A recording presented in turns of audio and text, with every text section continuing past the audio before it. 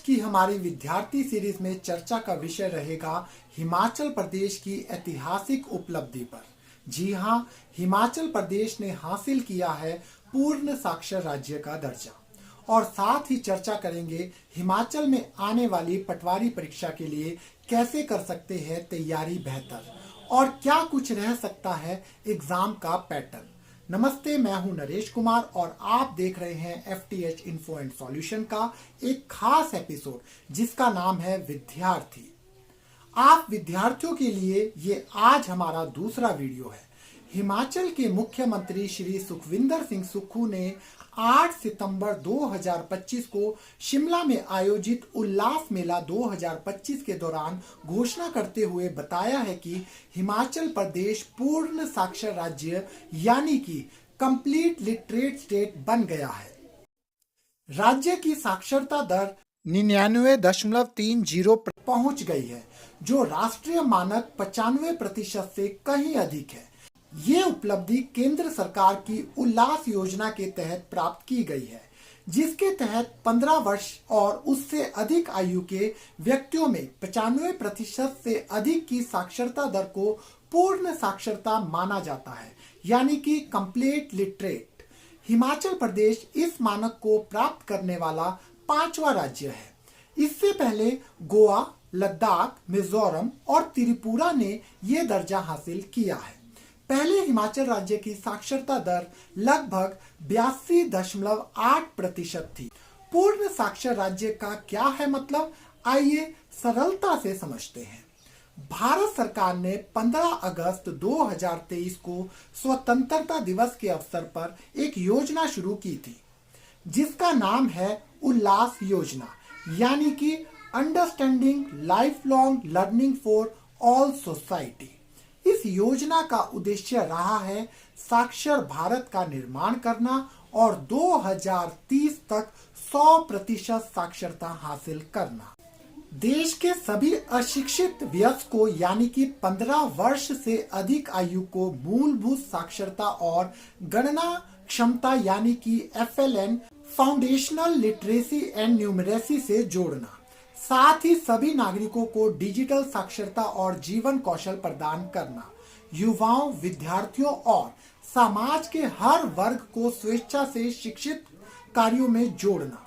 इस योजना के लिए एक डिजिटल प्लेटफॉर्म और ऐप उल्लास ऐप बनाया गया है, जिसका उद्देश्य है समाज के कमजोर वर्ग जैसे मजदूर, ग्रामीण क्षेत्र के लोग, महिलाएं आदि को शिक्षित करना। सरल शब्दों में कहा जाए तो उल्लास योजना भारत सरकार का एक बड़ा कदम है, जिससे हर नागरिक पढ़ना लिखना सीख सके और डिजिटल इंडिया का हिस्सा बन सके। इसी कड़ी में हिमाचल प्रदेश ने पूर्ण साक्षर राज्य का दर्जा प्राप्त किया है। पूर्ण साक्षर राज्य होने का मतलब है कि राज्यों में लगभग हर एक व्यक्ति पढ़ने लिखने की क्षमता रखता है, यानी प्राथमिक स्तर की शिक्षा सभी नागरिकों तक पहुंच चुकी है। ये उपलब्धि हिमाचल वासियों की शिक्षा के प्रति जागरूकता और राज्य सरकार के निरंतर प्रयासों का परिणाम है।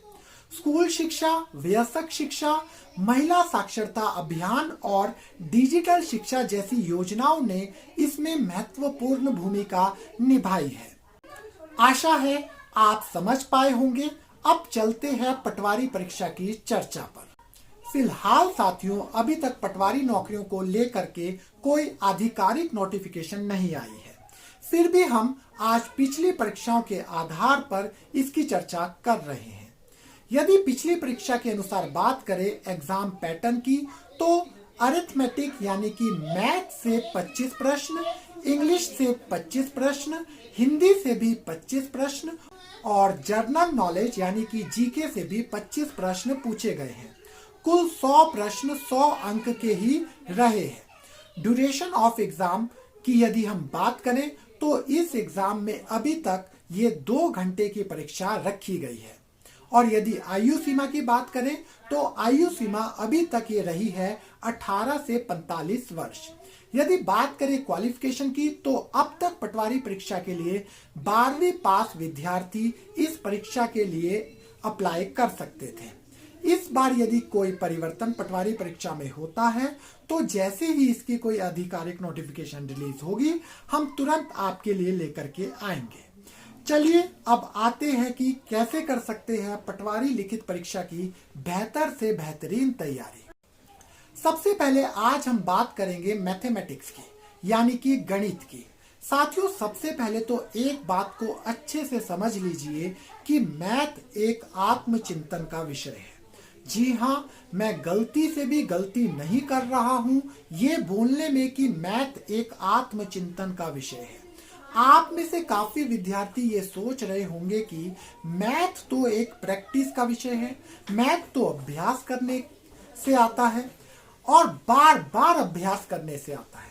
तो प्रिय साथियों, एक उदाहरण से समझने का प्रयास करते हैं। आपकी स्क्रीन पर एक वर्ग यानी कि एक स्क्वायर आ रहा है जिसकी चारों साइड्स बराबर होती है, उसे ही वर्ग कहा जाता है। इस वर्ग की हर एक भुजा 10 सेंटीमीटर की दी गई है, आप अपनी स्क्रीन पर देख सकते हैं। अब अगर हम इसका क्षेत्रफल यानी कि एरिया निकालेंगे तो क्या आएगा? याद है आपको फॉर्मूला? बिल्कुल याद होगा, a का स्क्वायर। तो एरिया हुआ 10 का स्क्वायर यानी कि 100 सेंटीमीटर स्क्वायर। लेकिन क्या आप जानते हैं ये 100 सेंटीमीटर स्क्वायर वास्तव में क्या है? चलिए आत्मचिंतन करते हैं और समझते हैं। 10 सेंटीमीटर जो A से B रेखा है, हम उसके एक एक सेंटीमीटर के 10 भाग पार्ट कर लेते हैं। ऐसे ही B to C भी करते हैं और ऐसे ही C to D and D to A। अब इन्हें आपस में जोड़ते हैं यानी कि मिला लेते हैं। तो दोस्तों आप देख सकते हैं जो 100 सेंटीमीटर स्क्वायर इसका क्षेत्रफल आया था उतने ही इसके अंदर बॉक्स है। आप गिन सकते हो, इसको ही बोलते हैं एरिया यानी कि क्षेत्रफल। ये प्रैक्टिस से नहीं, ये सोचने और समझने से आएगा। आइए अब बात करते हैं इस वर्ग के पैरामीटर की यानी कि परिमाप की। चलिए ये आपकी स्क्रीन पर वर्ग के परिमाप का फॉर्मूला यानी कि 4a। तो आंसर हुआ 4a की जगह हम 10 सेंटीमीटर डालेंगे तो 4 into 10 is equal to 40 centimetre. समझिए पैरामीटर वर्ग का जो फॉर्मूला है वो 4a ही क्यों है?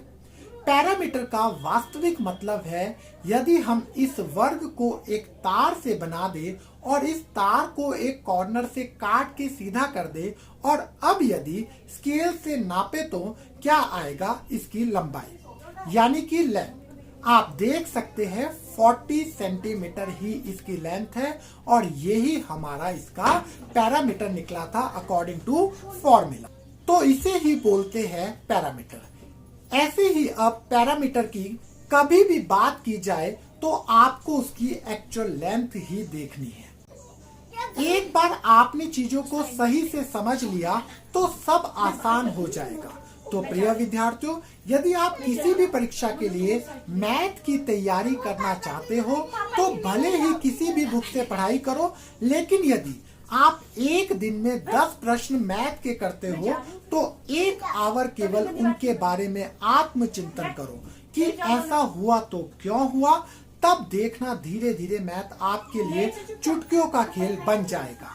आशा है आप समझ पाए होंगे। अब अंत में काफी स्टूडेंट पूछते हैं कि कौन सी बुक से तैयारी करनी चाहिए। तो साथियों, आप किसी भी बुक से तैयारी कर सकते हैं। आपको कॉन्सेप्ट समझना है। कॉन्सेप्ट समझने के लिए एक प्रश्न भी काफी है। अगर कॉन्सेप्ट समझ गए तो आप एक प्रश्न से ही अनगिनत प्रश्न सॉल्व कर सकते हो। यदि अभी भी कोई शंका शेष रह गई हो तो हमारा कमेंट बॉक्स आपके लिए हर पल खुला है। आप कमेंट करके कुछ भी पूछ सकते हैं, जवाब आपको जरूर मिलेगा। नमस्कार।